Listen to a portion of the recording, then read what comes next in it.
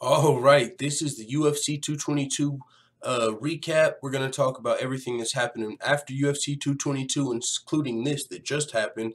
You see, I just reported on Max Holloway reacting to Frankie Edgar being knocked out, which is insane. First person to ever finish Frankie Edgar. Holy smokes. We're about to get into all of that and just chill. So, without further ado, let's roll this intro. If it works this time. Back to the daily grind, and y'all know we gotta talk about this. But before we do, make sure you hit subscribe if you're new and hit thumbs up if you're not a baby back bagel biting bitch boy, cause you know what time it is. It's full time. MMA. Alright. Also, I'm gonna play something else, but first I just want to talk about this tweet. Conor McGregor ain't fucking around. Conor said Frankie's career deserved for that to be me. He said Frankie's career deserved for that to be against me tonight. Respect, Frankie. Love and respect always. A true fighter's fighter. I don't even know how to take that. Because he's right when he says a true fighter's fighter. But Conor McGregor, he's also, you know what I'm saying? He's not the one known. A lot of people take shots at Conor McGregor for not being a true fighter's fighter. You know what I'm saying? He wouldn't have, even though he said he offered to take this fight for short notice, he's also at the same time going to be getting stripped soon ahead of the UFC 223 fight. So with that being said, Conor McGregor's kind of giving Frankie Edgar props, kind of taking shots. And that's kind of interesting because Max Holloway's tweet, that could have been the case there. He said, chin up, brother, even though he paid his respects. It's like, damn, he just got knocked out via uppercut. You know, you don't want to see no one kick Frankie Edgar, a UFC legend, while he's down. So I think that's why a lot of these people are tying in all the respect. But, I mean, love and respect always. Conor McGregor's not love and respect always. You know what I'm saying? He was probably thinking that should have been me. And he did say that, you know, that deserved to be against me tonight. But he's thinking if Brian Ortega, that's what I've seen some other people saying. If Brian Ortega just knocked him out, what would Conor McGregor have done? So, I mean, that's interesting, but I want to make sure I get the fucking live chat up ASAP. Oh, the stream health is low, so I don't even know if we're live right now. We'll see. It's late at night. You guys know that's not always the best scenario for these late night streams, but we'll see what we can do. But as of right now, make sure we get the chat up for whenever get this pop out chat rolling. I want to play this real quick too, man, in honor of Chris Cyborg.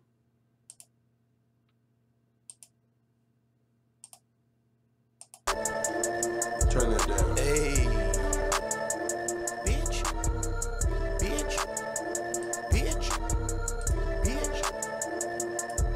drop these bitches like they really hot. Then I merely rock. Holly Holm think she fucking with me, but she really not. Cardio on fleek, I ride my bike and bitch I really pop. But I knock out bitches fast, yo, to get these bags, ho. All these chickens, they some sad hoes. I'm getting cash, bro. I'm on some drop a bitch shit. You don't want none of this. I'm throwing punches in these kicks, and I'm moving up the list. All these bitches talking shit, they don't want none of Chris. Shut up, cause I fuck that bitch's man. Oh, I had to remix this hot ass. Alright, I just wanted to play that one time because I didn't have no other ones for this particular main event. Also to pass a little time. But what I was saying though, Conor McGregor reacted, Max Holloway reacted. I'll probably do a video separately on the Conor McGregor thing. But man, just a recap of UFC 222. A lot of people say the fight card didn't deliver. I don't know if that's the case. You know what I'm saying?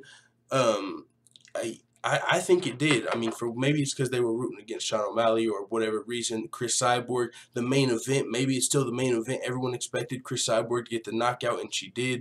But what's going on over here? But at the same time, the Brian Ortega knockout, that's insane. Nobody expected that. The Sean O'Malley performance, broken leg in the third round. How crazy is that? And Sukumthoth didn't stand up the fight. That is pretty insane, man. The fact that Andre Sukumthoth, Sean O'Malley was hopping on one leg, man. And he still got the win via unanimous decision. First and second rounds, crazy, man. That shit. UFC 222 to me delivered, but also you have to take into consideration there was a boxing card tonight. I think they said Deontay Wilder was fighting. You guys know me, I'm not the biggest boxing guy, so Maybe, so maybe I missed something there, or maybe that's where a lot of people were really watching because it was free. They said the Deontay Wilder boxing card was free, and I heard it delivered. So maybe some people were just like, well, if there's free boxing compared to UFC 222, and you're taking it into consideration, maybe that's where some people are coming from. But if you just watch MMA, UFC 222 was the shit as far as I'm concerned. And then on the free TV, we had the Mackenzie Dern fight. Some people thought Ashley Yoder won. But hey, she got the win. She remained undefeated. Mackenzie Dern, I thought the decision was fine. At the end of the fight, Mackenzie Dern finally got to the grappling where she wanted to take the fight. That was super, impressive. It was like, oh shit, it felt like, whenever Jacare or somebody gets a hold, it's like, oh shit, she just started, like, you could just see she just immediately was in her comfort zone. So that was a dope fight. Let's see real fast. I see somebody had something to say, but the text is too small over there, so I gotta pull it up over here. I'll respond. Immediately was in her. I'll mute that. James Dickens in this joint. What's up? Lawrence T. He said, I feel so bad for Frankie, probably my favorite fighter ever, but taking this fight is the kind of thing that's always made me so much a fan in the first place. Gotta be heartbreaking for him. Yeah, man, he took this fight, anywhere, anytime, any place. The fight was already canceled once. I don't want to have to wait again, because what if we get scheduled a third time and something happens? Kind of like Tony, Frankie Edgar didn't want his fight and Max Holloway's fight to turn into fucking, Khabib Ferguson. Like, keep getting rescheduled. Fuck it, I'm going to take this fight versus Brian Ortega. Did not go his way. Nobody expected that. Lorenz T said Frankie is old and washed up. Make space for the new fighters. I wouldn't agree Frankie's old and washed up. We just seen what he did to Yair Rodriguez. You know what I'm saying? Up and coming prospect. And Frankie Edgar, he did lose to Jose Aldo, but other than that, Frankie Edgar, he doesn't lose fights like this. This was the first time he's ever finished, so I wouldn't be too soon to say he's old and washed up. Frankie Edgar's, but I will say you are right when you say make space for the new fighters, because if you think about all the prospects that were successful tonight, you had Sean O'Malley, and just the one, Sean O'Malley, Mackenzie Dern, both of them out of the MMA lab, both up-and-coming UFC prospects, both very young in their game, especially Sean O'Malley, only 23 years old. But also on the card, let me pull it up, because there was a lot of young and up-and-coming prospects got wins tonight, which is good for the future of MMA, as you say, make room for new fighters. But let me check out these. Who all was it? Because it was Sean O'Malley and Mackenzie Dern for sure. Both had, Sean O'Malley was fighting Andre Sukumtoth, another guy that, is a dope up-and-coming fighter. But as far as bright star potential, Sean O'Malley. And it was dope. Did you guys see the Sean O'Malley post-fight interview? Rogan was like on his knees interviewing. He's like, I love you, Joe Rogan. He's like, I love you too, kid. Like, Sean O'Malley's been looking for, like, on Twitter, like, I can't wait for Joe Rogan to call my fight. I can't wait for Joe Rogan to call my fight. So, he actually got his moment, even though it was almost taken away from him because his leg was broke. He couldn't even stand up when the judges announced his, when the judges announced his win, he was still over there laying down. So he almost, who knows if he was going to get a post-fight interview. Of course, he deserved one, but Joe Rogan had to go over there, get on his knees, and like, all right, he can't stand up. Let's, get the man some time. But speaking of the new blood, what about Andrei Arlovsky, the old blood coming through? Hey. But we had Caitlin Vieira versus Kat Zingano. There's some new blood coming up. Bantamweight, top 5 contender now, beating a veteran. Mackenzie Dern. Alexander Hernandez, out of nowhere, he took this fight short notice. He replaced Bobby Green versus Beneil Dariush. He came out. Some people, a lot of people said that was dirty, how he didn't touch gloves and then immediately kicked Beneil Dariush. But I don't know. I'd have to go back and watch the exact sequence. Like, if he didn't agree to touch gloves, you know what I'm saying? You can't just expect him to touch your glove. But if he, like, faked it, that's a different story. If you fake a glove touch and then you throw a shot, that's different than if you just don't want to touch gloves. And you're just, aggressive. So Alex Hernandez, can't wait to see his next fight. That was crazy. He moved into the top 15. This might have been even his UFC debut. John Dodson might be going to Bellator. I'm repping Bellator. Ayy. Let's see. Hector Lombard disqualified. That was pretty controversial for sure. Philong said, Tony taking this shit. Oh, you're talking about Khabib. But yeah, that was controversial that Hector Lombard knockout after the bell. And you got to take into consideration, there was another fight, and I think I was listening to Luke Thomas before this, and he was talking about I think it was the Holly Holm GDR fight. I couldn't think about what fight it was, but I do remember that. Like, we had this discussion recently, like, is it when the bell sounds, is that when the round stops? Or is it when the ref stops the action? Because the bell sounded, yes. Then Hector Lombard knocked him out. but the ref hadn't like jumped in the middle. But at the same time, it's different in the Holly Holm GDR situation because Holly Holm GDR was in the main event. The crowd was loud. It's a little more understandable. You can't hear the bell than when it's the first fight of the Fox Sports prelims and there's not many people in the octagon, you know, like the crowd sound noise is raining down. You could probably hear the bell a little clearer. So, I mean, I think the disqualification was completely fair, but some other people say the shots are legal. So, I mean, what do you guys think about that? Tyler Lee said, full time, I want some money off the Sugar Show and off T-City. Holy shit, congratulations. Those were some good bets. Hey, I want some fake money. You know my fake money bankroll series. I won on Sugar Sean O'Malley. Put that $100 down. Can't believe they had my boy as the underdog, even though by the end they said Sean O'Malley had became the favorite. So there was quite a few people betting on Sean O'Malley. Dope to see. He came in as the underdog. A lot of hate coming into the fight. I'm sure Sean O'Malley's going to have a lot of haters, but for a couple of days, they're going to have to shut the hell up. You know what I'm saying? They're going to have to wait till his next fight to root against him. He's got this ankle injury to heal up from, and he just had another successful UFC performance. He's now 3-0 in the UFC, right? Was his UFC debut Terrion Ware? Because I know he had the Dana White Tuesday Night Contender Series. Didn't he get a knockout in the UFC, or am I tripping? Yeah. Okay, so he had the knockout over David Nuzzo in LFA. Then he had the knockout in the UFC Dana White Contender Series. Then he fought Terrion Ware. Now he fought Andre Sukumthoth, so 2-0 in the UFC, 3-0 if you count Dana White's Tuesday Night Contender Series. But yeah, that's pretty fucking dope. But hey, that fight was crazy, yo. I went crazy. You guys know I did. First and second round, he already won. What do y'all think about Andre Sukumthoth not letting Sean O'Malley up? You know what I'm saying? We know you know, it wasn't like Paige Van Zandt versus Jessie Jess Clark, where Jessie Jess didn't even know Paige Van Zandt was injured until, you know, in the end of the fight. She didn't even realize that Paige Van Zandt hit it well. Sean O'Malley couldn't hide this. As soon as he took that back step wrong, it was like, oh. He was hopping. There's no way to miss that injury. Then, whenever he made it back to his feet, not because Andre Sukumthoth let him up, but because you know, Sean O'Malley probably should have been content trying to hold him down there and just not trying to get back to his feet because his fucking legs broke. He stands up, hopping on one leg. Sukumthoth like takes him back down. Like, thank you, Andre. Thank you, Andre. Like, I was like, thank you. The commentators were like, he should probably let him stand up. He's only got one leg. Like, what? Don't take him down. And I was like, no, thank you. Like, because that was a bad look. Because if Sean O'Malley would have lost in the third round because of his injury, that would have been so disappointing after those first two rounds. So thankfully, we made it to the bell. Whoo! Fucking exhale. We got the W.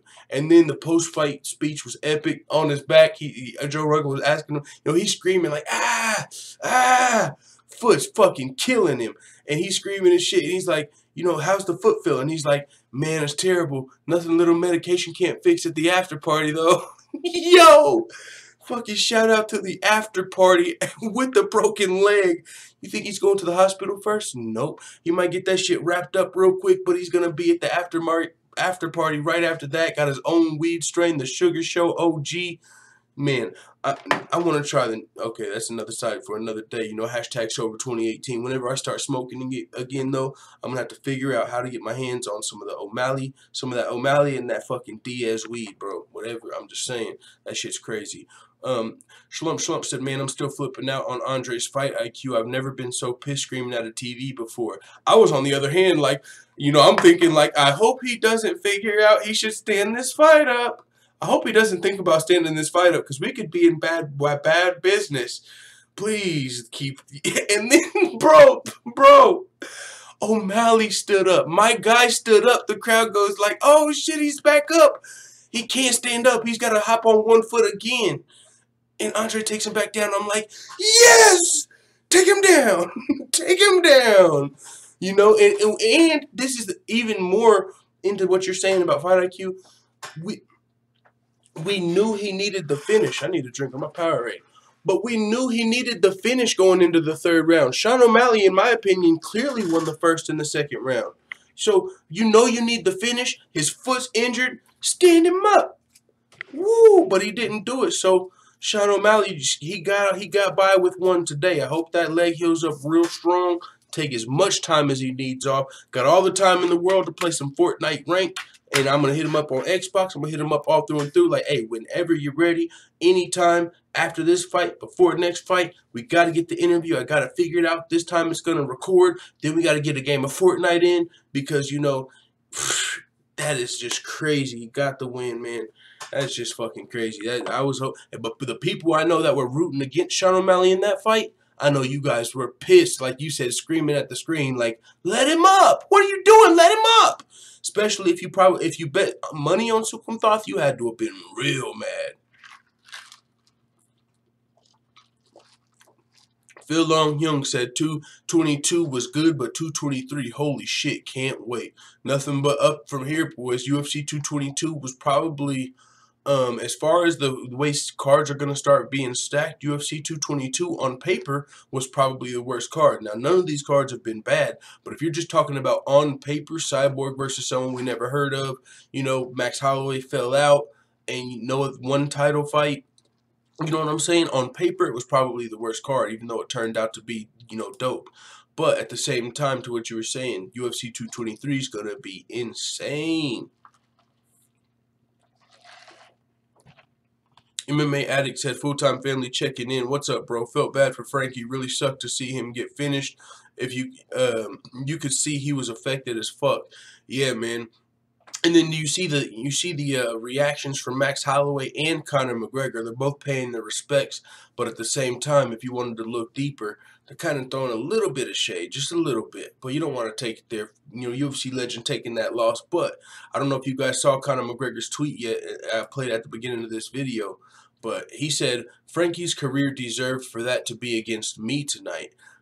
Respect Frankie. Love and respect always, a true fighter's fighter. So he's saying, you know, essentially, Frankie's career deserved for that to be me knocking him out. You know, because if you got to imagine what Conor McGregor's thinking. He wanted to take this fight on short notice, according to his team. It was super close to Conor taking the fight, even though Frankie Edgar said he never heard anything about it.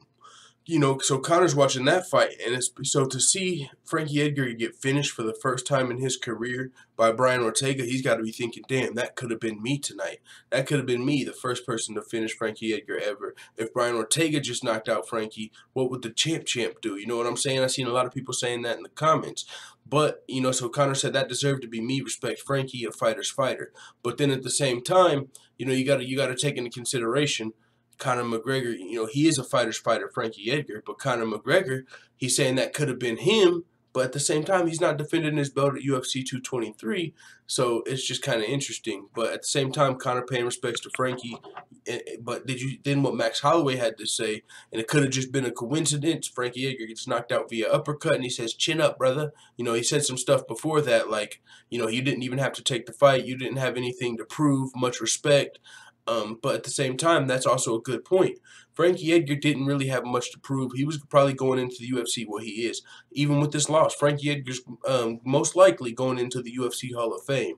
He didn't have to prove anything to us, to anybody, by taking this fight versus Brian Ortega. He could have went and hashed things out with Max Holloway if he just, you know, said, okay, Max Holloway's injured. I'll wait another month. We'll fight at UFC 225 or something, 224, wherever. You know, and he could have had a title shot. But he said, you know what, I'm saving the card, fuck it. You know, I'm fighting Brian Ortega, let's get it done. Risked it for the biscuit, came out on the short end. But then you have to wonder, for Max Holloway, like, man, he probably really wanted to fight Frankie Edgar. He wanted to get that under his belt. You know what I'm saying? Think about what Tyron Woodley always talks about, you know, legend fights. You know, fights to make him, what's the word Tyron Woodley always says? Fights for his legacy. He wants legacy fights. So a legacy fight for Max Holloway for sure would have been Frankie Edgar. If Frankie Edgar takes out Jose Aldo, then Frankie Edgar, fucking, that's legendary. Now he lost his, Frankie Edgar kind of lost an opportunity here to be the first one to finish Frankie Edgar. I mean, Max Holloway lost that opportunity. Max Holloway could have been the first to finish Frankie Edgar, but Frankie Edgar decided to stay on the card. So it's like, damn, he did lose an opportunity here, and he also lost a legacy fight. So, I mean, with that being said, Max Holloway, was he throwing shade? Who knows? But, you know, of course, you got to pay your respects to Frankie Edgar for sure. I want to see what some of the other people, see if I can pull it on screen. Make sure you hit thumbs up, full-time family. You know we're going to have a wave of trolls in here before too long. But I want to put, let's see what the MMA community reacting to Brian Ortega. Let me put it on screen for you guys. Check it out.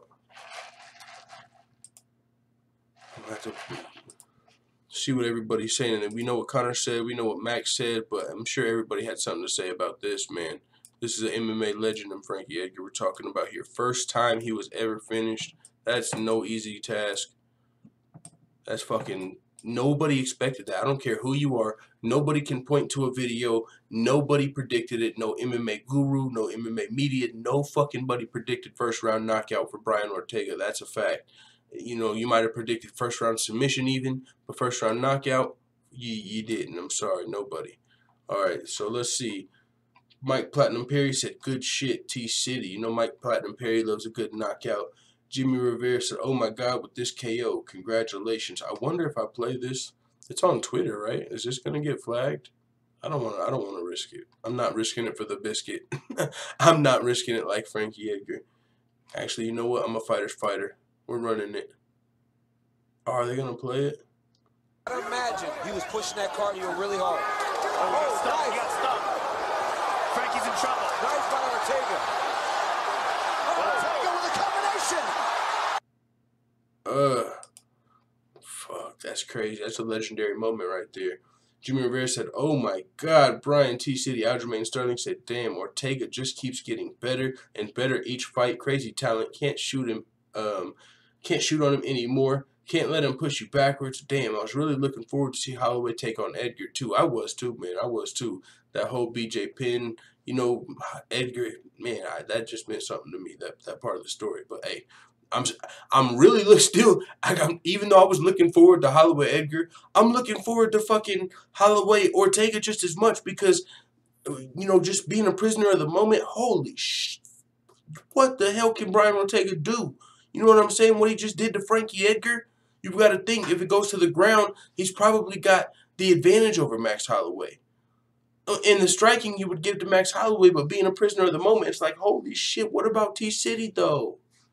Drake Riggs, I don't even know who that is, to be honest. He said, Holloway versus Ortega is so fire. I'm telling you, that shit was crazy. There's Conor McGregor's response.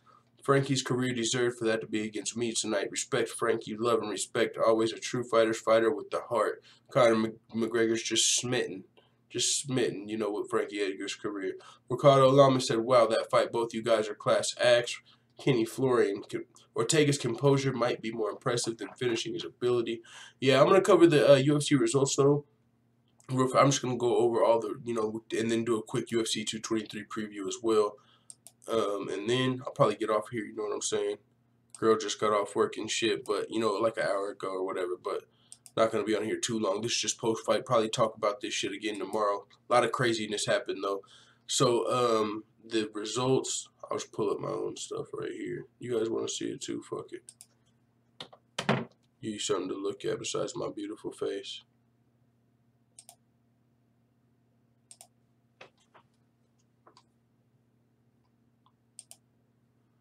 But we can start at the Fight Pass prelims. I mean, Brian Caraway versus Cody Stamann.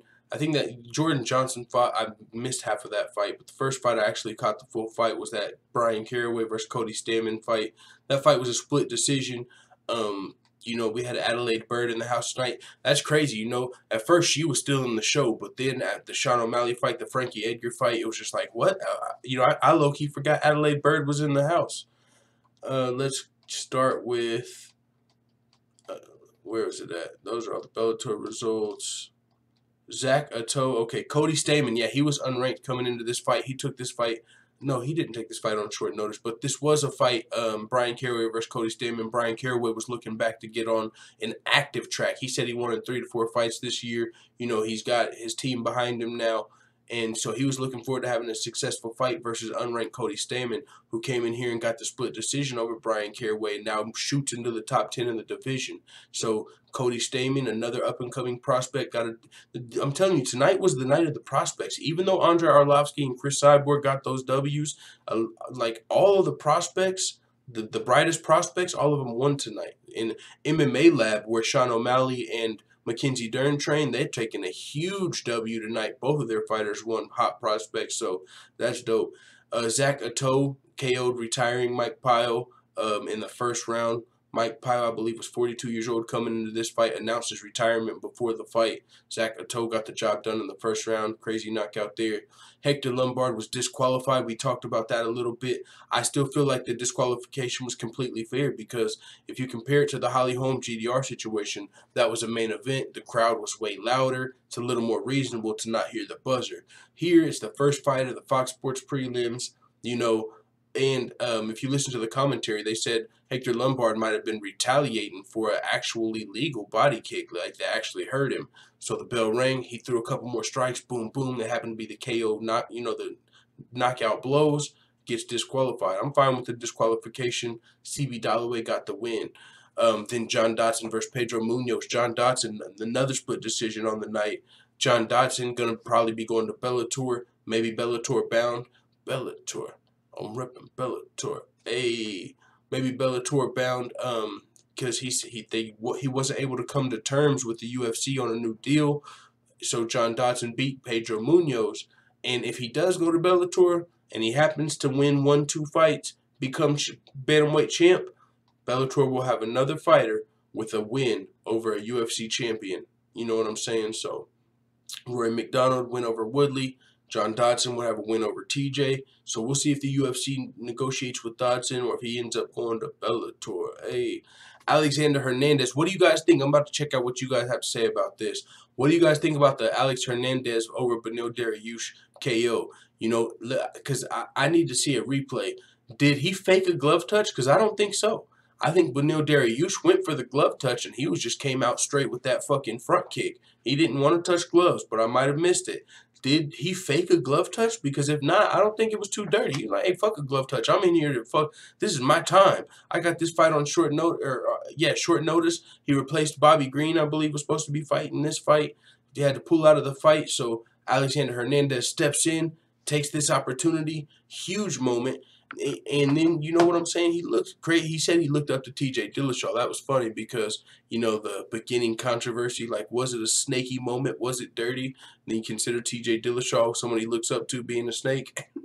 But no, jokes aside, Alexander Hernandez, that was fucking crazy. I want to see what you guys have to say about that, though, because I might have missed it. I don't think he faked the glove touch. And if he didn't, I think it's the fight game. Some people are respectful. Some people are in there trying to get that fucking opportunity. Alex Hernandez, that was his UFC debut. If he didn't take that fight on short notice, he might not have even got in the UFC. He made the most out of that moment. So that was pretty dope. And he's he came in there, sounded like a fucking, I don't know, like he just motivated. Like, I'm doing this. This moment's bigger than me. I'm doing this for a greater cause, my team. Like, he's just willing to put it all on the line for his team. He just seems like a warrior, some shit like that. MMA let's just scroll down. James Dickens said Connor's tweet seemed like a genuine attempt to respect me, but everything he says ends up coming back to being about him. Yeah, that's true. White Nicholas said, hey bro, MMA Fast Topics mentioned me. Really? When did he mention me? In one of his videos or something? I didn't hear it. He didn't tag me. Was it in the comment section? We can go check it out right now. It's probably, hey, I'm telling you, this is the best time for him to come back because there's a lot of other MMA trolls fucking with me right now. So, you know what I'm saying? We got the full-time family, but I'm telling you, it'd be them and them versus us. But hey, I'm down for the fucking, you know what I'm saying? Even though I'm not giving that no attention, I'm just saying this would be the best time. There's other people hating on us. He can have him hating on us. We can have, at the same time, make your YouTube come back. It's gonna have to happen sooner than later. But I mean, I didn't see he mentioned me, so. Maybe you can let me know where and we can go check that shit out. Jack Deep Care said, I just took a shit. I need a toilet cleaner. I'm your guy. Let me know. $1,000. I'm on the way. Plane ticket. Lorenzo T said, Frankie is 36 years old. That's old in MMA. BJ Penn's 39. Only a 3-year difference. That's true. I mean, it was bound to happen eventually, but you didn't think it was going to happen like that. And Carter said, do you want to see a man do to Cyborg what she does to regular women? It ain't it's normal. It's normal. Old Anderson Silva say. But no, I don't want to see no fucking dude beat up Cyborg. I personally don't want to see that. But I would like to see Cyborg versus Floyd Mayweather. I think that'd be dope. Tyler Lee said, Andre Soccer Mom. You mean Sukumtath, bro. You know what I'm saying? Sean O'Malley paid his respects after that. You know what I'm saying? He was like, it was just fun and games leading up to the fight, kind of like selling the fight. But respect to Andre Sukumthoth, he didn't call him that shit in the post-fight speech. Like, I told you, this guy's too slow. Like, he was respectful afterward, and that is dope to me. Harvey Weinstein, will Hector get cut? Possibly, because that was his 5th loss in a row, I believe, even though there was that controversy. But possibly. If it doesn't get overturned, it might. Tyler Lee said, the Sugar Show fucked him up so bad he didn't know what was going on. I wonder if that had anything to do with it. And then, I forgot to mention, not to mention when he stood up with one leg, he dropped him. Holy smokes. Jack Deep Curry said, what's up, Fat Time, or is it Rat Time? How you guys doing? It is, I'll tell you exactly what time it is. Blocked! That's what time it is.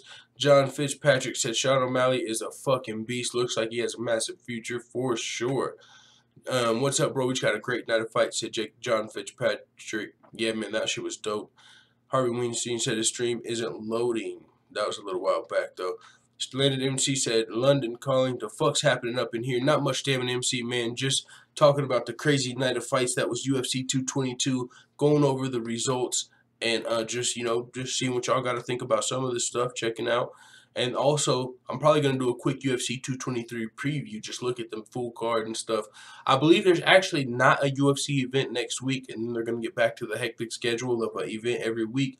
But we're actually going to have like a break next weekend from UFC fights. I'm not sure about Bellator fights, though.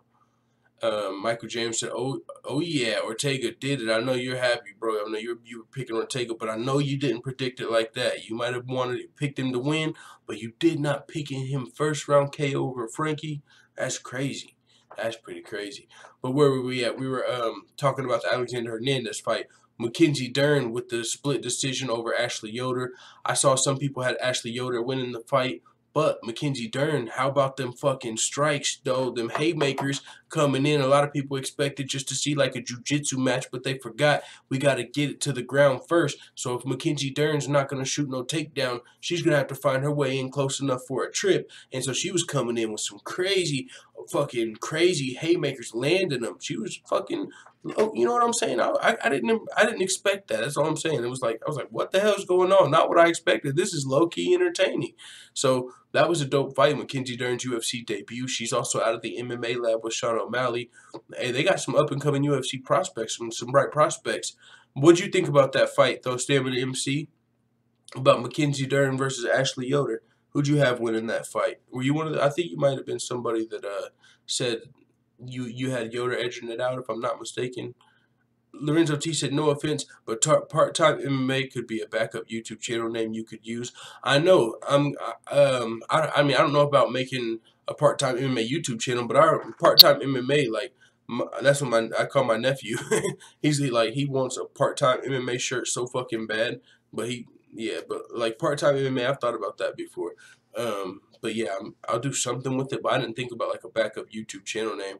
I could do that, like, because I've got like full-time entertainment. I could change that one just to part-time MMA. It used to be Big Brother Beatdown, but my brother, he's got too much shit going on a daily basis to really be able to put out consistent content between the kids and stuff like that. So that's why I just changed that to full-time fucking whatever.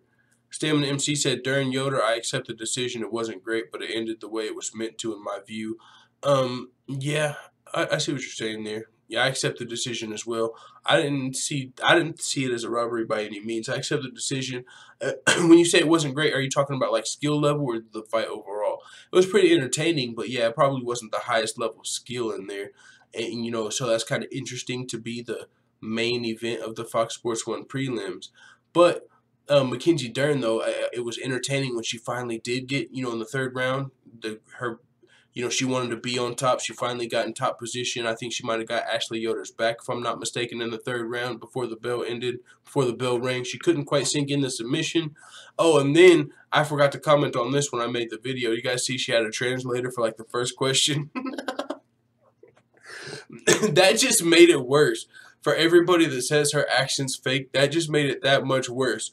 Like, Joe Rogan asked a question, handed it to the translator, and she just answered in English. She didn't even answer it back to like Brazilian, so it was just he was just there to translate what they were saying in English. And then after that question, They just didn't even use the translator anymore. She was like, okay, we got this. We don't need a translator. It's like, what? What was he here for? That was pretty funny. White Nicholas said part-time MMA only with Bellator shit. Bellator MMA. That would be like, but no, it would have to be with something else. Maybe with like only reactions or something. I don't know. MMA video reactions or something. Or, yeah, I don't know. Yeah, but, yeah, part-time MMA. I might change that other channel name to that. Good idea. Salmon MC said, motherfuckers are throwing the word robbery around willy-nilly. They need to stop it. The fight was entertaining, but the high skill levels were not really there. Okay, yeah, I completely agree with that. He said, Dern explains the translator thing here on Twitter. Let's pull this up. I'll pull it up so you guys can see it. Sure, like why exactly? Not that I'm not shy. I was thinking that maybe they brought the translator in Portuguese because they wanted me to speak Portuguese. I wanted to speak Portuguese for my fans in Brazil. You know, I always say I have more fans in Brazil than I have in the USA. You know, so I was even gonna say Portuguese, but then I thought like I don't know if I say English first or Portuguese first. So I was gonna speak Portuguese or English. I didn't know which one to say first. And then I think after they saw that I was speaking English and he didn't translate back to Portuguese, then I think they said, okay, it's better just English, you know. So I think that's what happened there. But I for me it was the same either way. You know, I was just saying how I felt about the fight. That's not gonna do it, bro. People are gonna still hate, but I mean, she explained it. But you know, I'm a person. I'm fine with the. I don't think her accent's fake. But the people that do believe that, that's not gonna be good enough. You know what I'm saying? Like, I just still feel like it gave credence. Not even gave credence, but I just think those people. It was just a funny moment because there was already the spotlight on her accent going into the fight, and then that whole translator thing was just kind of funny. White Nicholas said, bro, your freestyles go hard. Much appreciated. Good, sir. But let's get back to these results. I think that's the start of the UFC 222 main card pay-per-view, actually. Caitlin Vieira defeated Kat Zingano via split decision.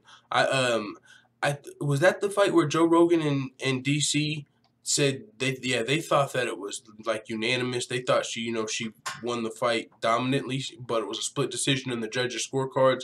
I think I was fine with that. I can't remember how that fight went off the top of my head. Clearly, it didn't stand out to all of these other fights and all of these other moments of the night that, the Arlovsky fight didn't really stand out either. But Arlovsky also got a W on the pay-per-view. Andre Arlovsky beat Stefan Struve. I mean, it was a night of prospects, but Andre Arlovsky definitely got a win for the vets tonight over Stefan Struve. So, I mean, Stefan Struve, it's not like he beat a prospect up, but still, Andre Arlovsky got a win. He's on a 2-fight winning streak now.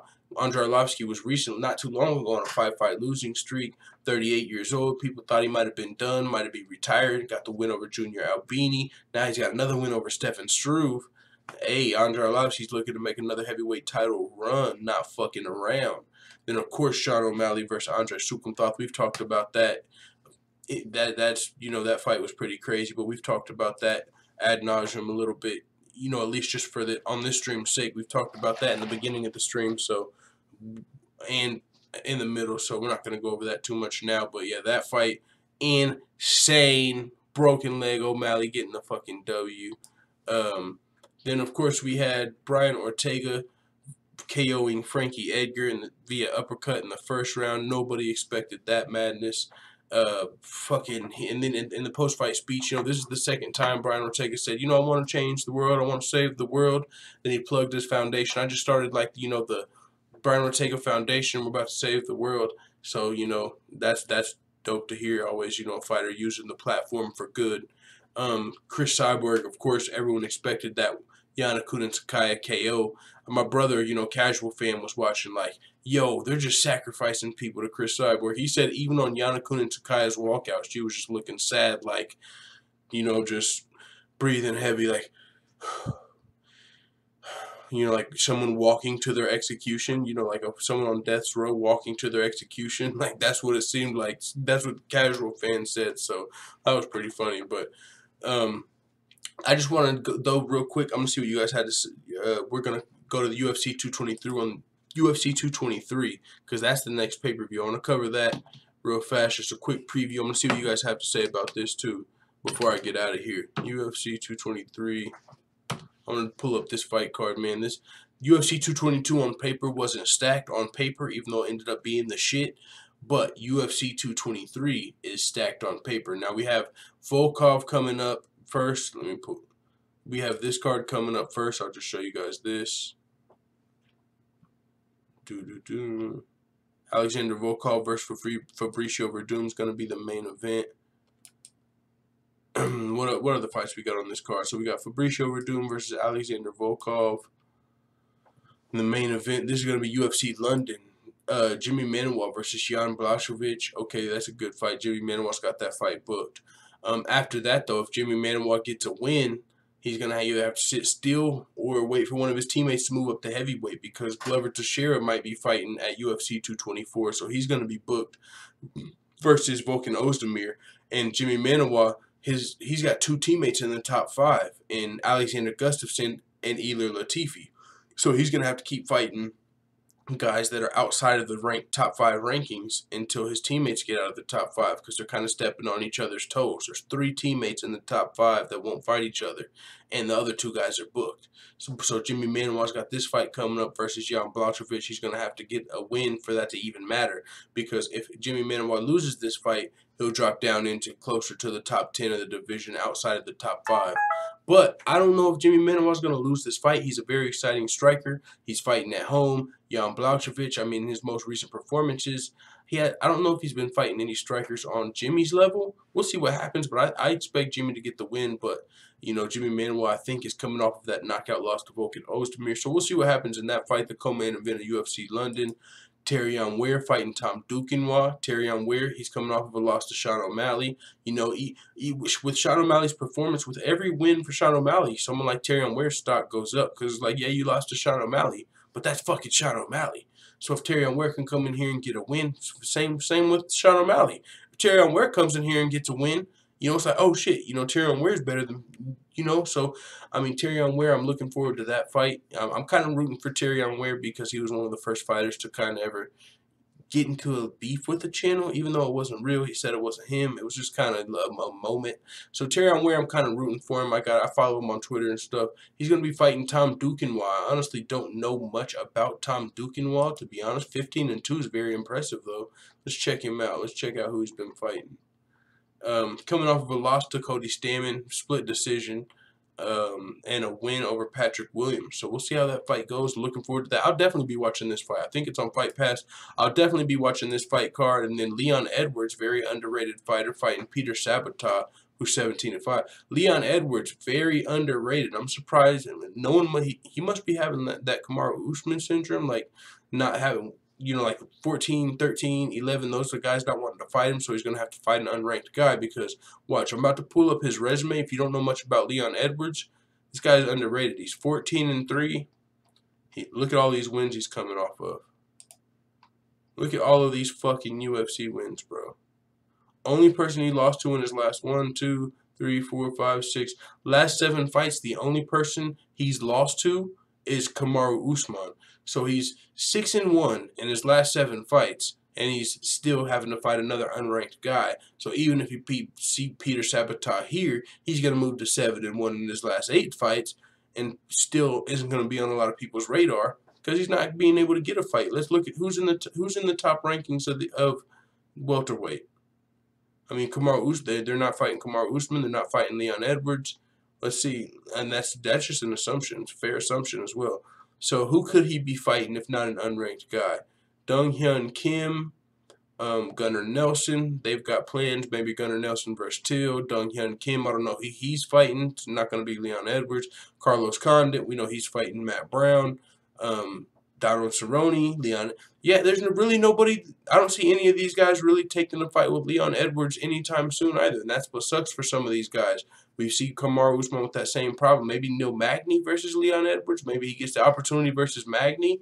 Santiago Poznan. In the welterweight division, we've got this problem the most. It's like everybody in the welterweight division wants to fight up. Everybody, including the champion. The champion, even though he's been defending his belt, Tyron Woodley wants to fight bigger fights. Stephen Thompson, said it didn't make much sense to fight Darren Till because his rankings too low. RDA doesn't really want to fight Colby, because his rankings, you know, he hasn't either earned it or whatever reason. Robbie Lawler, I mean, the welterweight division, even though Tyron Woodley defended his belt 3 times in a year, it just seems kind of clogged up with a lot of. Kamaru Usman just beat Emil Meck, an unranked guy. He's the ranked 8th guy, and he can't get. I don't know. This welterweight division, there's some weird stuff going on in this fucking division. Tyron Woodley's gonna have to heal up and start knocking these dudes off. I don't think he's gonna have time. He's not gonna be able to fight no super fight unless we find him one. Because who's it even gonna be? It's not gonna be GSP. It's not gonna be Nate Diaz unless it's gonna be Nate Diaz. But it's not looking like it. Who's Tyron Woodley gonna fight? He's gonna have to take out some of these dudes, starting with RDA. Then probably Covington. So these guys, because as of right now, it's crazy. They're both waiting. RDA deserves it. He should probably be waiting for the title shot. He's the #1 contender. But Kobe Covington's completely healthy doing fucking WWE on Tuesdays. All of these guys want opportunities, and Kobe Covington's doing fucking not even WWE, underground wrestling.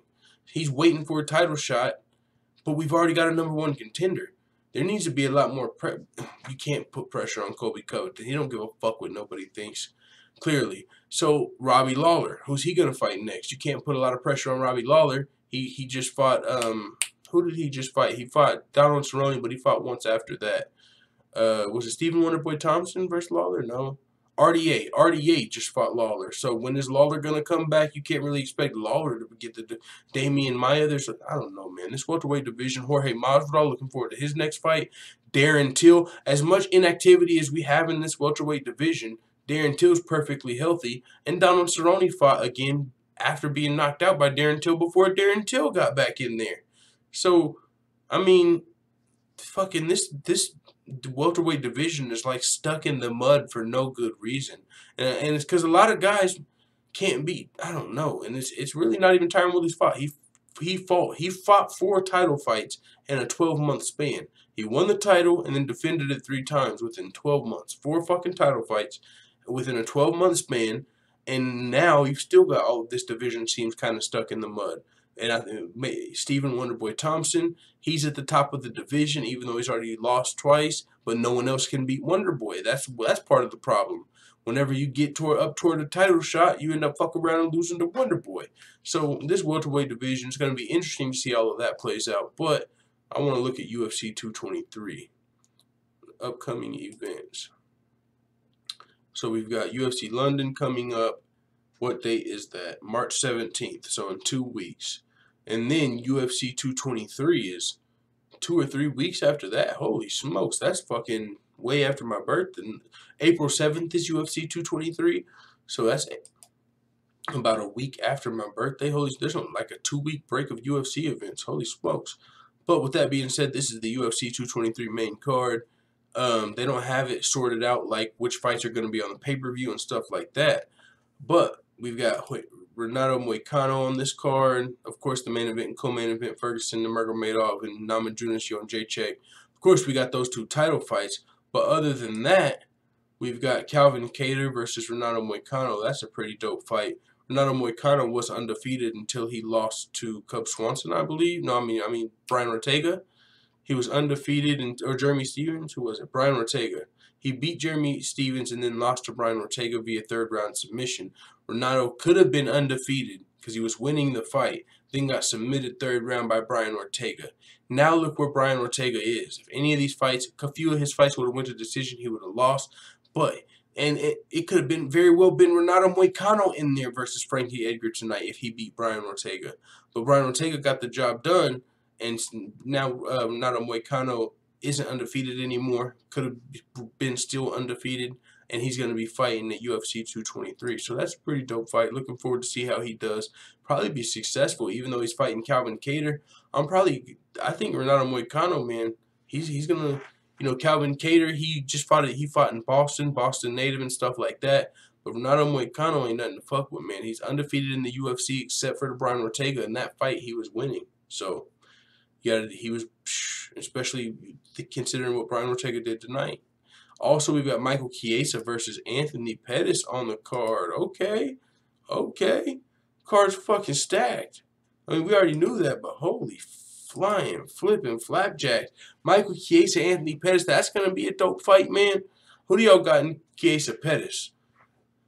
Ah, man, Pettis might have the striking advantage. Chiesa might have the grappling. Who knows? This, Chiesa's gonna on paper has the grappling advantage. This is gonna be a very interesting lightweight fight. I don't know who's gonna win this fight off the top of my head. That's why this is the first look. I'm glad I'm not making my predictions right now. But that's gonna be a fucking dope ass fight.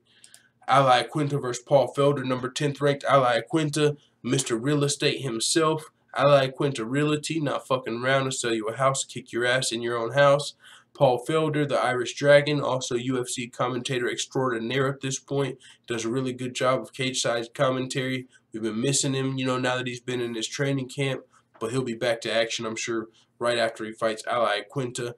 Who knows how this fight's going to go. Ally Quinta, you might say, oh, he's rusty. He's got 1 foot in, 1 foot out of the game, but he's just coming off of that knockout over Diego Sanchez. Brutal knockout. Going to be a dope fight right here between Paul Felder and Ally Quinta. Let's see what Paul Felder did in his last fight. He's coming off a win versus Charles Oliveira. Damn, you would think these guys are ranked. Paul Felder seems like he should be ranked, beating Stevie Ray and fucking Charles Oliveira, and he's not even ranked. 3 knockouts in a row. Paul Felder, the Irish Dragon, and he's not even ranked? What the what? He's not even ranked? 5-1 in his last 5-1 in his last 6 fights. Josh Berkman, Stevie Ray, Charles Oliveira, and Paul Felder's not even ranked? They better put some fucking respect on his name. That's crazy. Now he's getting a ranked opponent. He's going to have to get the job done here, and he will move into the rankings. Yo, Paul Felder, he's low-key should already be ranked, though. That's crazy. He's going to be, of course, fighting. He's coming off 3-fight win streak, 3 knockouts. Damn. Ally Quinta, he's going to be fighting Ally Quinta. 4-fight win streak. But if you look at the timeline on those, 5-fight win streak. But if you look at the timeline, he fought Rodrigo Dam in 2014, Ross Pearson 2014. So 2 fights 2014, 2 fights 2015, no fights in 2016, and 1 fight in 2017. So he's only fought 1 time in the last 2 years. He fought versus Jorge Masvidal. That was a split decision. That was probably Jorge Masvidal's win, to be honest. I mean, the crowd was booing at the end of the decision, but it was a good fight. Jorge Masvidal versus Ally Quinta. But that was at lightweight, and since then, I believe that's what made Jorge Masvidal go up to welterweight. By the way, it's crazy, to think Ally Quinta's only fought once in the last 2 years, but he's going to be fighting again versus Paul Felder, and Paul Felder's been very active, and we just saw what he's been doing to dudes, so this might be the Ally Quinta, I know he's still been training. This is going to be a hell of a fight, but I might be rocking with Paul Felder in that fight, to be honest. Felice Herrig versus Karolina Kowalkiewicz. Felice Herrig finally getting her big fight that she wanted versus a top 5 ranked opponent. This is going to be a dope fight. Karolina Kowalkiewicz coming to Brooklyn. We know she fought Joanna Jędrzejczyk in Madison Square Garden. She's fighting on the same card as Joanna now that they're in Brooklyn, though. She's going to be fighting Felice Herrig. This is a dope fight, man. Felice has been wanting this opportunity, but Karolina, I'm just kind of, I don't know. Karolina, to me, I think she's a little underrated. I'm a big fan of Karolina. I think Karolina's probably going to win, but at the same time, Felice Herrig ain't fucking around, bro. Who she submitting her last?